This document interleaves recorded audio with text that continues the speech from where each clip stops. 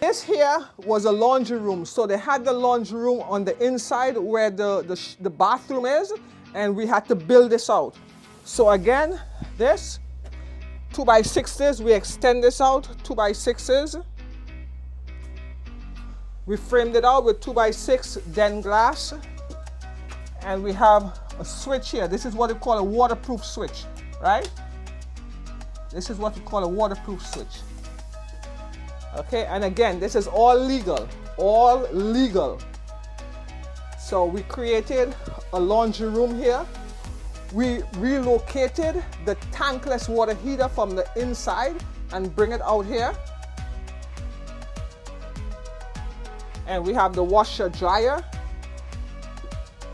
And we also have these lovely double doors.